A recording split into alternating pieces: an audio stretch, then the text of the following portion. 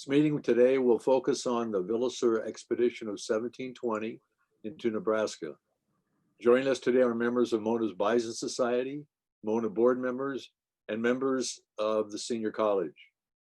Today's presentation is by Dr. Chris Steinke, Associate Professor of History at UNK. Chris's research focuses on Plains Indian history in the 18th and 19th centuries, with special emphasis on indigenous communication and transportation methods, and how they were linked one to another. A few years ago, when Chris first came to UNK, he agreed to accept the position of Bison Society historian. It was a new position we thought of one night. Chris has written extensively about the Villasur expedition, and one of his first acts as a new faculty at UNK was a presentation of Mona's Bison Society about the Villasur expedition. Today, Chris will give a 45 to 50-minute talk, and then we'll have about 15 minutes for a Q&A. First, on behalf of all the participants, I wish to thank you in advance, Chris, for agreeing to this presentation. And now it's my pleasure to introduce to you Dr. Chris Steinke. Thank you, Jerry, for the introduction and invitation to speak today. I appreciate the opportunity. I'd like to begin by acknowledging that I am speaking today from the ancestral homelands of the Pawnee Nation of Oklahoma. And it is my privilege to discuss some of the history of the Villasur expedition of 1720 on its 300th anniversary this year. And at this point, I'll turn it over to my PowerPoint presentation on that topic. I'll discuss the presentation first for about 45 minutes, and then field questions about the expedition significance at the end of the presentation.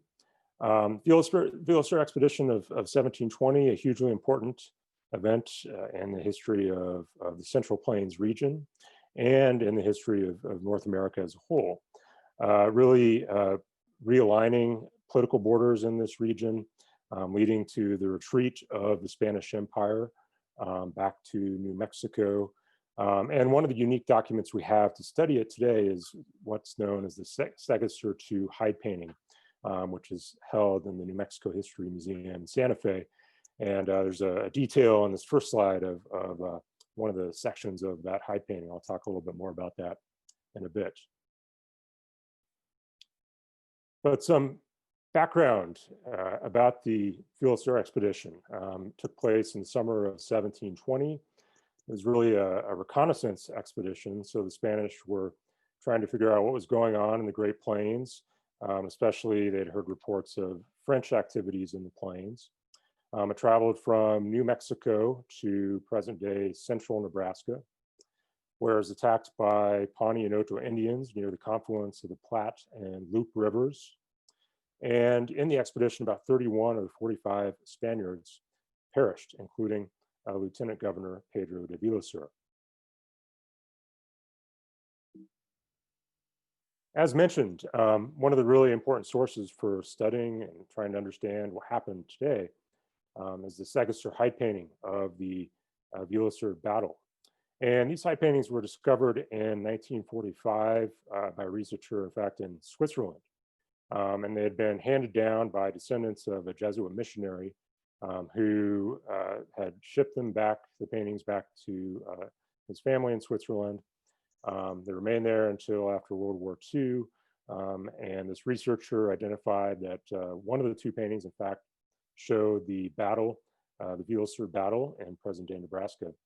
And not only that, but it was also probably, the painting is probably based on information of expedition survivors. So a very unique primary source, important for understanding the history of the expedition. And one of the other things about these paintings is that they show not only Pawnee and Oto Indians who are attacking the Spaniards, but also about 20 or so, or 19 to 20 French soldiers. And when I started research about the Villasur expedition back in 2007, 2008, during my master's program at UNL, that idea, the question of French involvement is something that I was really struck by, and I tried to follow up on in my research, and really to try to consider, one, were the French involved in the attack on Villasur, and if they were not, why would the painter, in this case, really feature the French in the hide painting. What does that reveal about how the Spaniards viewed the Villasur expedition and the attack on Villasur in Nebraska? So the paintings today actually were acquired by the New Mexico History Museum and now are displayed in the Palace of the Governors in Santa Fe. They've been there since the late 1980s. I think they might be doing some restoration work on them at the moment, but normally those hide paintings are on view at the Palace of the Governors in Santa Fe. And as you can tell from this photo, they are quite large. So the Segesser II hide painting really documenting the Villasur battle in a lot of detail. Here's a picture of the full Segesser hide painting.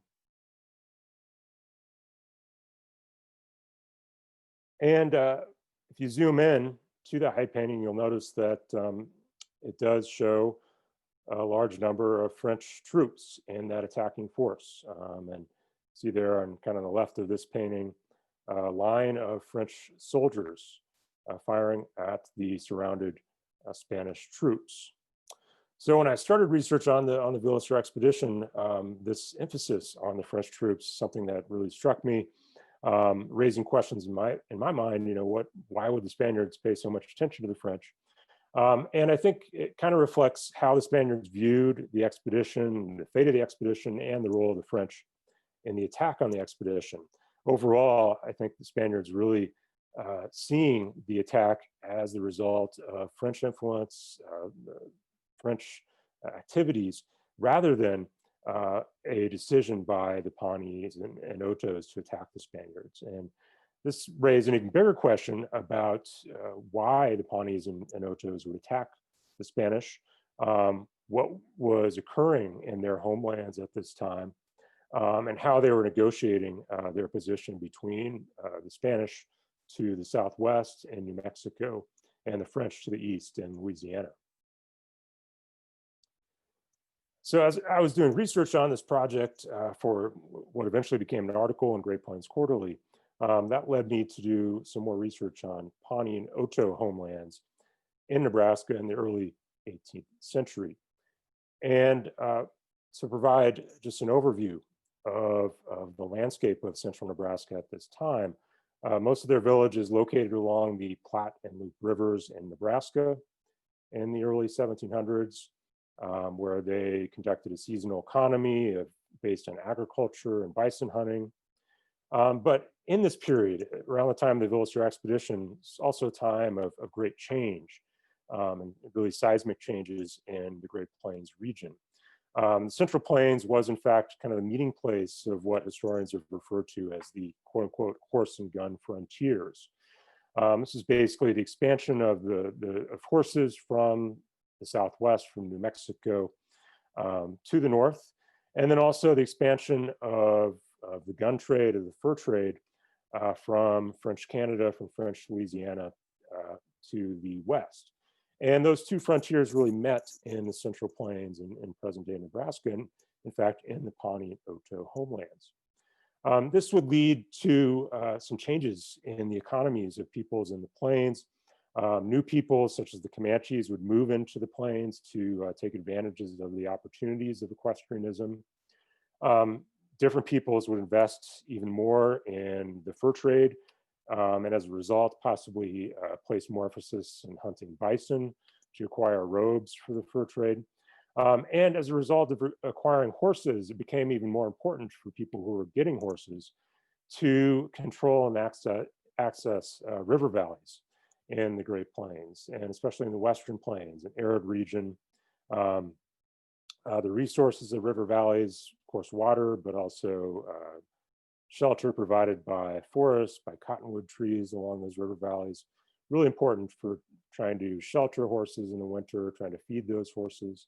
So those became very crucial areas of the Great Plains and the Western Plains especially.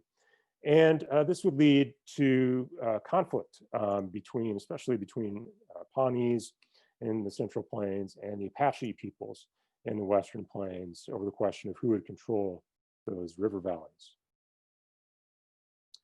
A map here of some of those village locations in the early 18th century, reproduced from David Wishart's book, An Unspeakable Sadness, showing locations of the villages of different Pawnee bands along the Loup and Platte rivers, as well as the Oto villages slightly further to the east.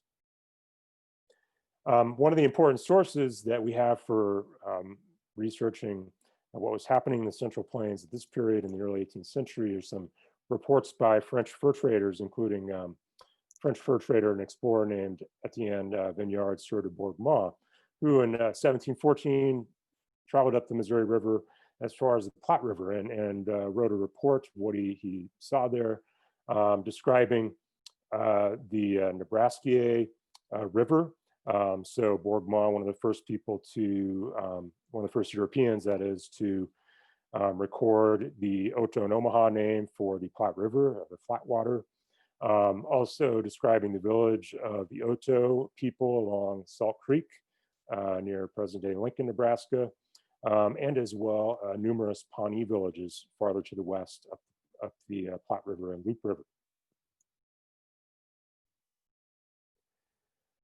Both Pawnees and Otos building earth lodge villages, such as the one pictured here, which is outside Genoa, Nebraska in the late 1860s. These villages, the center of their homelands in the plains, place where they raised huge quantities of corn, beans, and squash. But at the same time, the arrival of horses also raised opportunities and challenges for Native peoples who lived in villages. Where to keep horses around the villages, how to feed horses over longer periods of time, especially as the available supply of grass and timber potentially ran short. So for peoples who lived in earth lodge villages such as this one, the arrival of horses bringing opportunities, but also some challenges. Picture here a map of the expansion of that horse frontier from the southwest through the homelands of the Pawnee and Oto peoples in present-day Nebraska, and then as far north as Canada. This map reproduced from Elizabeth Fenn's book, Encounters at the Heart of the World. And as mentioned, river valleys, especially in the Western Plains, becoming really important places to try to control, to feed horses during the winter. And these became essentially, by the early 18th century, a kind of battleground between Pawnees and Apaches in the Western Plains. And that would really set the stage for the Villasur expedition. The Spaniards, hearing reports about this conflict that was occurring in the plains, in the Central Plains, much of that conflict revolving around the control of resources in that region.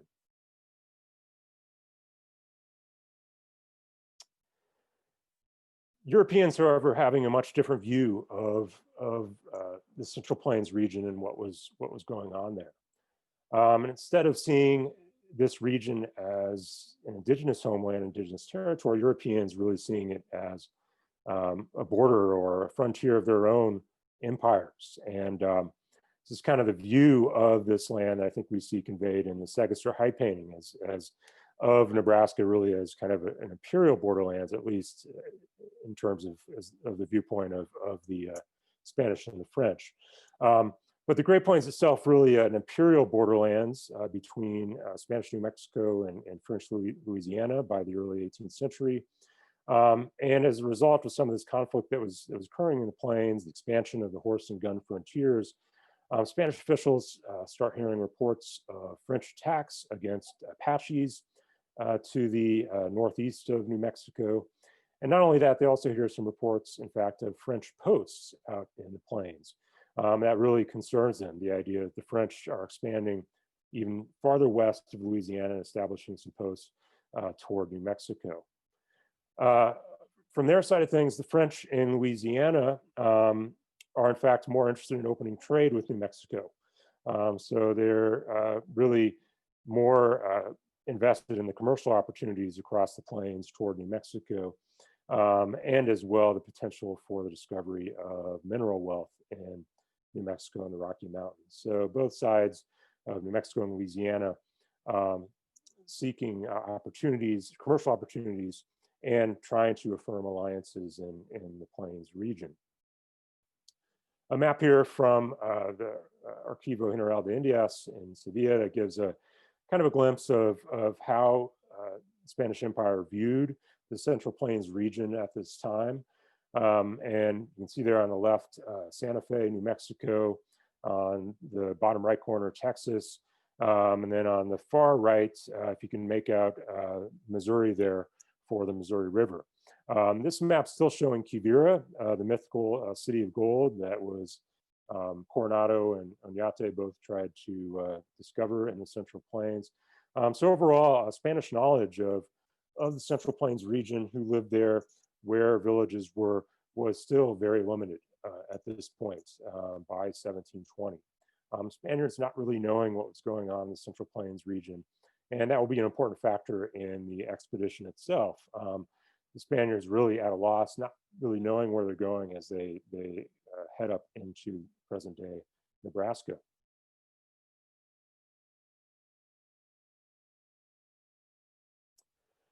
The French had a slightly better grasp of what was occurring in, at least the lay of the land, so to speak, in the Central Plains. Much of this was because of the explorations of the explorer I mentioned earlier, Bourgmont, who explored the Missouri Valley and sent back some reports down to New Orleans, some missionaries as well in Illinois also sent some reports, and they made their way back to France to the court geographer Guillaume de Lille at Versailles. And de Lille, pulling together all these reports from missionaries, from explorers, started making what were the most detailed maps of their time, European maps, that is, of this region. And you can kind of see there that idea of the imperial borderlands, and that you have New Mexico to the left, and then French Louisiana to the right, and the Great Plains right in the middle. And both European empires would really contest this region by the early 18th century. Zooming in there toward present-day Nebraska, you see how de Lille in this map really drew pretty directly on some of the information that the explorer Bourgmont sent him, showing the different Pawnee villages named by Bourgmont, as well as Salt Creek and the Ocho village near Salt Creek, and as well some of the Apache lands farther to the west. The French knew the Apaches at this time by the name of the Paducah. So on this map, we're also showing some of the Paducah settlements farther to the west in the High Plains. That would become a kind of battleground area as multiple peoples in the plains acquiring horses and acquiring as well access to bison ranges to acquire robes for the fur trade.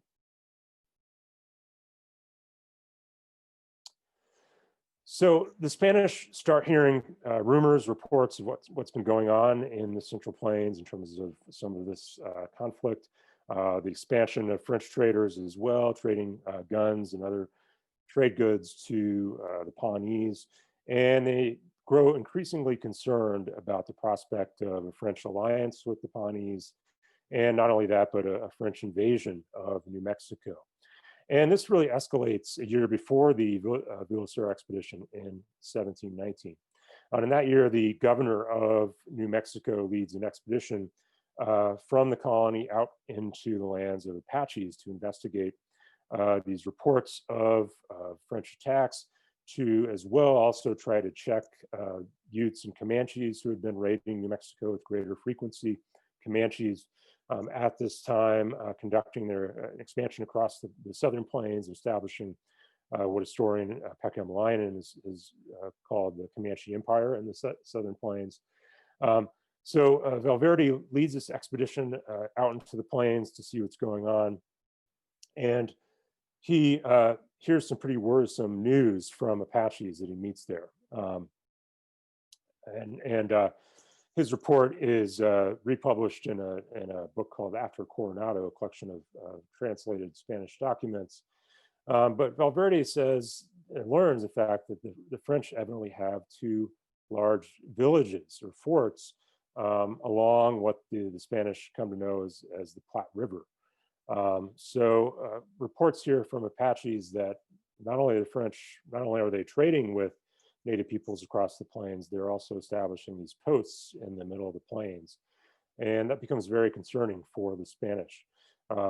And as a result of this, the officials in Mexico City ordered Valverde to send out a reconnaissance expedition and establish a post beyond Santa Fe in the lands of the Jicarilla Apaches.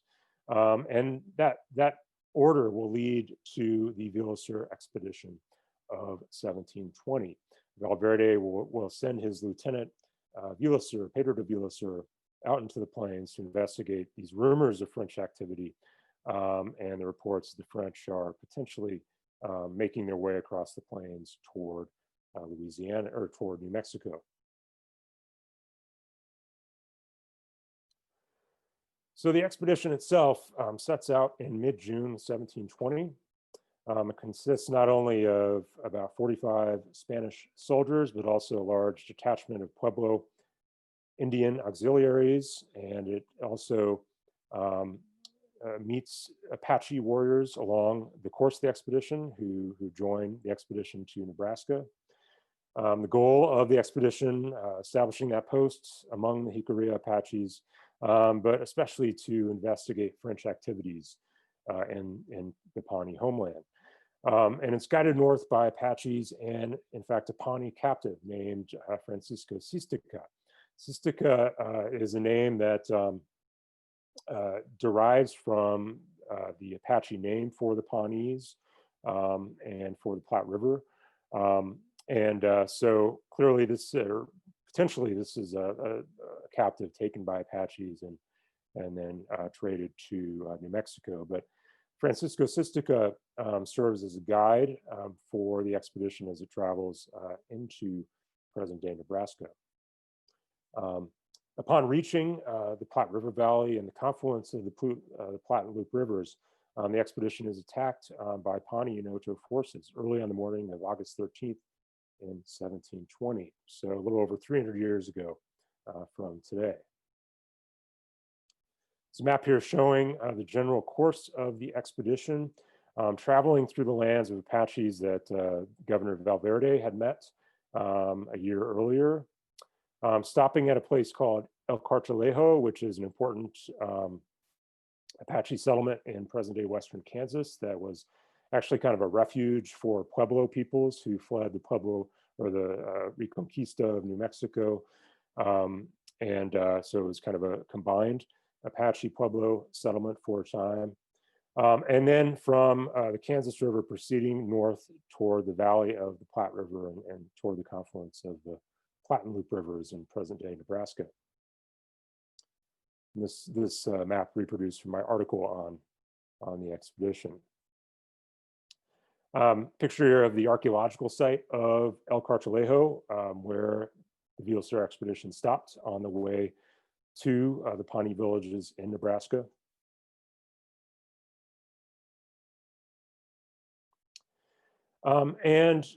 Based on the diary of the expedition, in fact, a portion of the diary did survive that was recorded by one of the expedition members. Based on that diary and this image of a segment of the Segesser hide painting, scholars have concluded that this battle most likely took place at the confluence of the Platte and Loup Rivers in present-day Nebraska and a number of Pawnee villages in that vicinity as well. So Pawnees and Otos attacking quickly early in August 13th, 1720. Villasur himself mortally wounded in this attack as the Spanish forces are surrounded. And in attacking Villasur, the Pawnees and Otos really defending their own homelands from the Spanish invaders, and I think as well defending their homelands from Apache allies. Pawnees, Otos engaged in the struggle over control of bison ranges in the Western Plains at the same time. Spaniards traveling through Apache lands and in fact arriving with Apache allies. And as I concluded over the course of my research and did more research on the topic, kind of concluded that that was probably a decisive factor as well for Pawnees and Otos, the fact that the Spaniards had arrived with Apache allies as they themselves are engaged with in this conflict with Apaches. So one of the other things in the Segesser hide painting, I mentioned toward the beginning of the talk today that it really features those French troops, and the Spanish, after the defeat of this expedition, would really place the blame for it on the French, saying that the French really led the attack on the Spanish, that they really pushed the Indians to attack, and that they were really behind the whole incident. But if you kind of delve into some of the French sources, it turns out that the French in Illinois and in New Orleans were in fact surprised by the expedition. They really weren't aware of it, and it took a few months for them to actually learn about what had happened. And so the French kind of caught off guard, and I think this provides some evidence really to show that the French weren't there in any kind of large numbers. There may have been a few French traders there at the battle site, but certainly not the numbers claimed by the Spaniards. You know, some of the Spanish officials afterwards claiming that 200 French troops or so were at the battle itself. So the French officials really caught off guard by this, and their role actually probably fairly limited in the battle itself. But they start hearing reports about it in the fall of 1720. And this will lead French King Louis XV to send their own expedition out into the plains to try to reinforce their own allies in the region with the Pawnees, with the Apaches as well.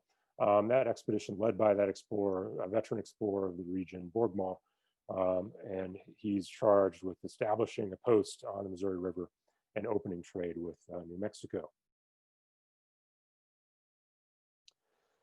So in terms of the aftermath of the expedition, it takes a while for reports to actually get to the French about what had happened. And it's really not until October that French officials in this post in Illinois, Fort de Chartres, really start hearing about what had happened in present-day Nebraska on the Platte River. The French official there hears reports that Spaniards had marched in a force of 200 soldiers with Apache allies to try to wipe out the French posts in the Missouri region and in Illinois. And the French learn as well that the Otos and Pawnees had attacked the Spaniards and driven back the expedition. Some of the native peoples who had been involved in the attack actually obtain a diary that had been recorded by one of the Spanish expedition members. This diary actually makes its way from the battle site down to Fort de Chartres in Illinois, and then overseas to the French court. And it's eventually translated into French, and it's was preserved in the French archives.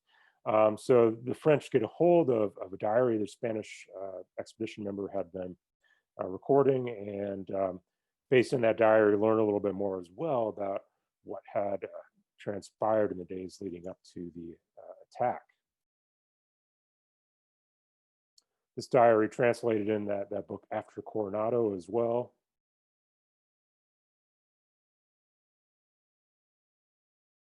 And the French continued to hear reports about the expedition in the years afterward. One of those people who hears more about this incident in the years following is a Jesuit missionary named Francois Charlevoix, who is traveling around the Great Lakes in 1721, and in fact meets a Ho-Chunk Indian in near Green Bay, Wisconsin, who hands over a Spanish gun and a pair of Spanish shoes from New Mexico, and gives an account, in fact, of the Villasur expedition into present-day Nebraska. This account here of Charlevoix's book in French, but one of these sources that historians today have used to kind of reconstruct what had happened. So this clearly is a pretty major incident in the Plains region, and news of what had happened in Nebraska spreads outside the Plains region across the Mississippi River and into present-day Wisconsin, where this French missionary Charlevoix hears about the expedition as well. Even 2 decades later, in the early 1740s, French explorers and traders were hearing reports and hearing accounts of the Villasur expedition. Another explorer who heard an account of the expedition from native peoples in the plains is actually 2 brothers, the La Vérendrye brothers, who traveled from Canada down into present-day South Dakota in the early 1740s. And visiting a Sanish village on the Missouri River in 1742, the 2 brothers, in fact, hear an account of the Villasur expedition that had occurred over 20 years earlier. So not only just a few years later following the expedition, but decades later, this is still an event that really reverberates across the plains.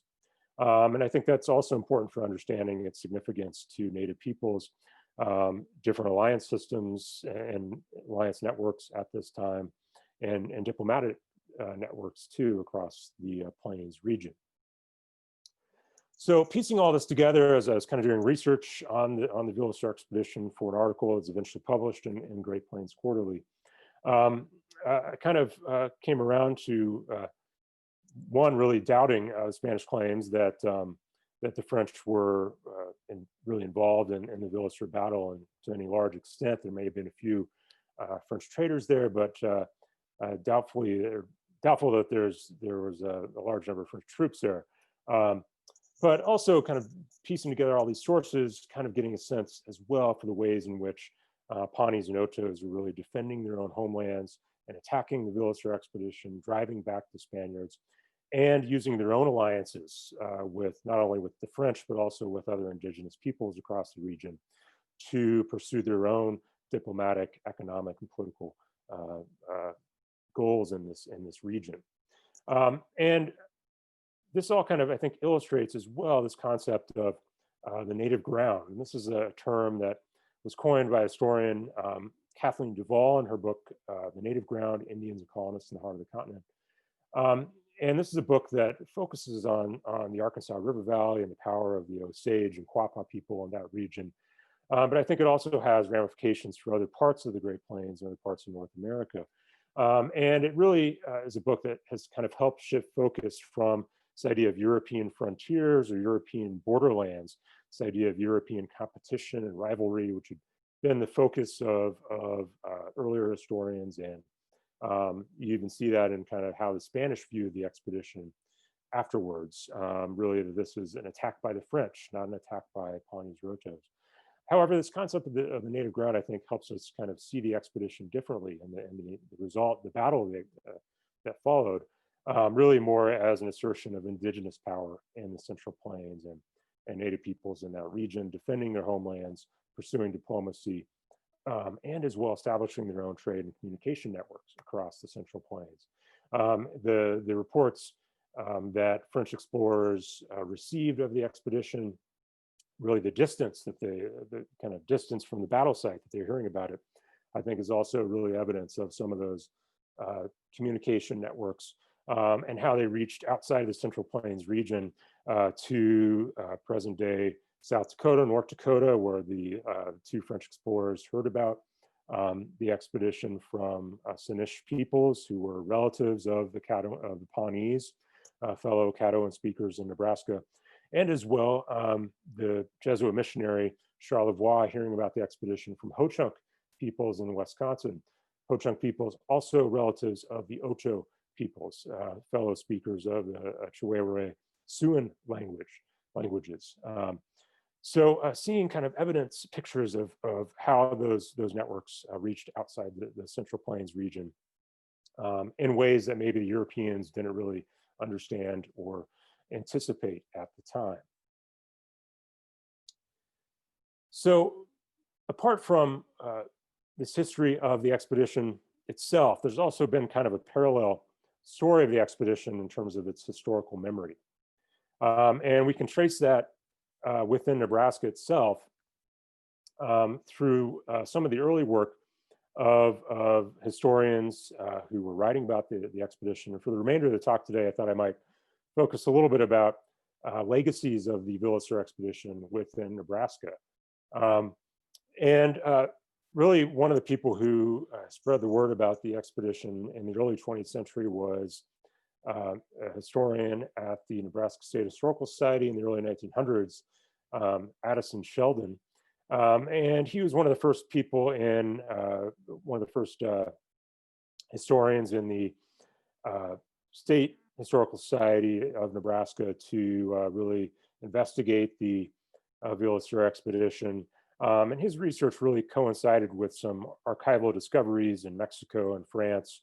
And he learned about some of those archival discoveries and published some pieces on the Villasur expedition. But you'll notice in some of that early work on the expedition, very much focused on that idea of European rivalry and competition, that there were two competing empires vying for control of this region of Nebraska. So very much focused on what the Europeans were doing before and after the expedition. This would lead to some other kind of public history recognition of the expedition, murals at the Nebraska History Museum and Columbus Public Library. But there's also been important work done to try to providing Pawnee perspectives on the expedition. And I'd highly recommend Walter Echohawk's recent book, The Sea of Grass, A Family Tale from the American Heartland. Walter Echohawk, the esteemed Pawnee writer and attorney and activist, in this book providing a really an important account of the Villasur expedition from a Pawnee perspective. But that older work from the early 20th century very much focused on this idea of European borderlands, and historians on both sides of the Atlantic writing about the Villasur expedition, including this researcher Marc de Villiers, finding in fact that diary in the French archives, the Addison Sheldon and the Nebraska Historical Society, learning about that archival discovery and dedicating a history or issue of Nebraska History magazine to the expedition itself, and reporting on that archival discovery. And Sheldon definitely purveying that romantic idea of a kind of ill-fated Spanish expedition, and even going so far as to write a poem in the next issue of Nebraska History in 1924, entitled The March of Villasur.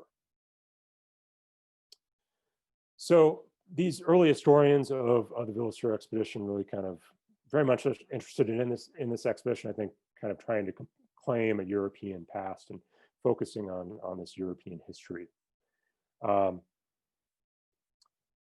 Other kinds of recognitions of the expedition: historical marker outside Columbus, Nebraska, and reproductions of the Segesser hide painting, including one in the Columbus Public Library in Columbus, Nebraska. So in memory of the Villasur expedition today, still evidence for that in Public Library in Columbus, Nebraska History Museum as well, having a mural, and different events and articles published even just in the last few months recognizing the 300th anniversary of the Villasur expedition and battle. For additional reading, I'd recommend, as mentioned, Walter Echohawk's book, Sea of Grass, a few articles as well, one by Thomas Chavez on Segesser hide paintings and how those were discovered in Switzerland and brought to Santa Fe.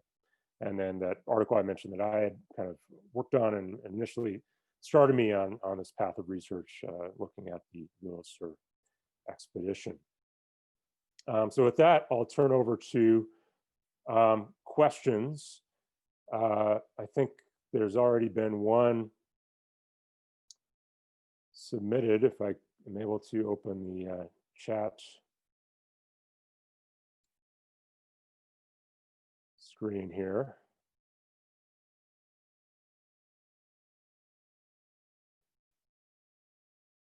So we had a question come in beforehand about a thesis done by a master's thesis at UNL by Benjamin Bilgree that investigated the actual site of the battle, and question as to, what's the potential for that site being identified, especially with some of the technology that we have today, even,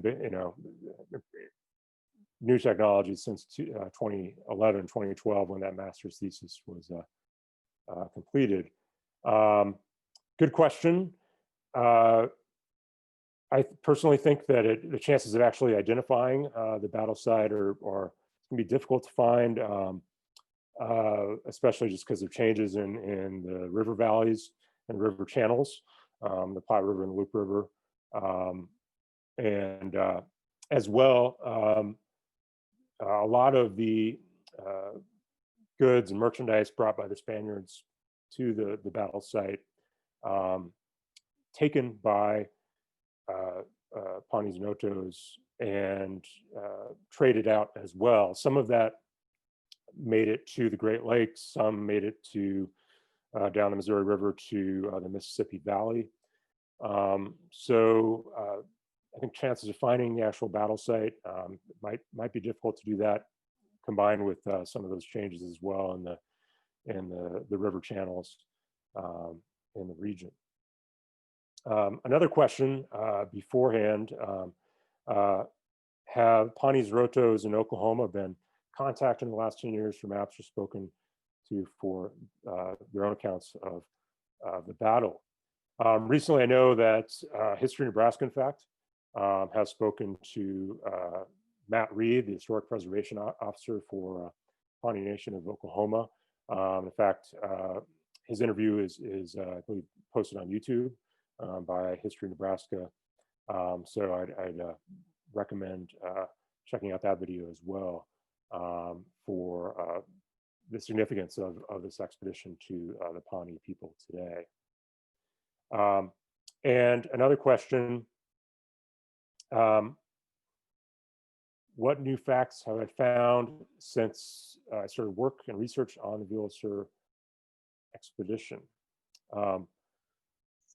Good question. I think just more evidence of its ripple effects, its ramifications in the 1720s and 1730s, and even further on into the 18th century.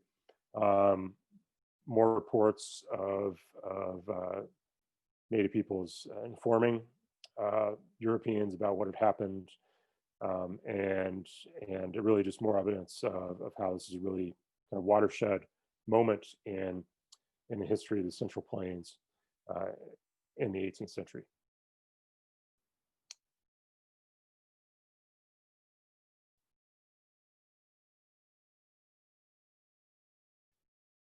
So a few other questions have arrived here.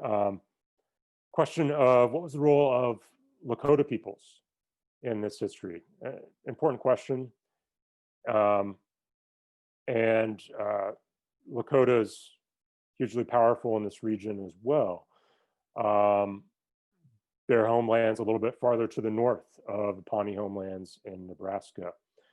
For today, I focused mostly on kind of some of the interactions and exchange and negotiation between New Mexico and Nebraska. So kind of viewing that region between the Southwest and Nebraska. Lakota is a little bit farther to the north, but they have an important role as well in Plains history, and as well have their own diplomatic and economic relationships with the Pawnees that are equally complex. And so really, the more I've kind of done research on this particular topic, realizing the complexity as well of these different diplomatic relationships, trade ties among all these different Native peoples in the Plains region, in the Central Plains itself. Another question about how the hides made their way to Switzerland. Good question. The Jesuit missionary who had acquired the hides, I think in around 1758, shipped them along with some other goods to his family in Switzerland, and they were delivered first to Spain and then made their way to Switzerland. There is some evidence, I think, that there were in fact 3 hide paintings. The third hide painting was lost in transit or maybe given to a family in Spain. But the Jesuit missionary sent them to his family in, I think, around 1758. You know, 300th anniversary may seem like, you know, a long time ago, but in a way, only a few generations, you know, removed from this event. Yeah, 300th anniversary is something from the Central Plains is pretty, you know, important event because we don't have that many things that go back that far.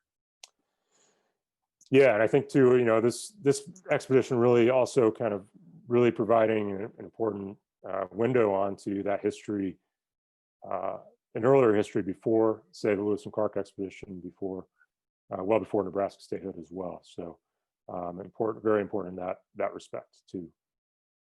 So on behalf of the Bison Society, I'd like to thank you very much for this presentation. I hope to hear from you in the future and perhaps with another presentation. Thank you all for attending. And at this point, we'll just leave the meeting. Thank you. Thanks, Chris. Thank you, Jerry. Bye-bye.